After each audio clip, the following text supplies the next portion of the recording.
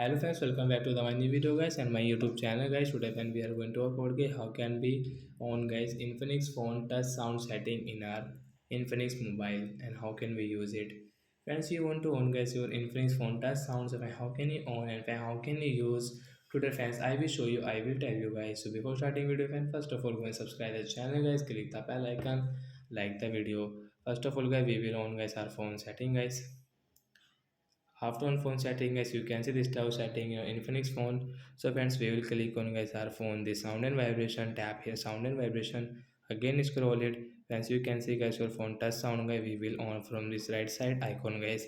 After on guys, how can you use? So when you will tap on guys any button, your screen button, and when you will click on any icon, so once you can use guys this touch sound setting here like that.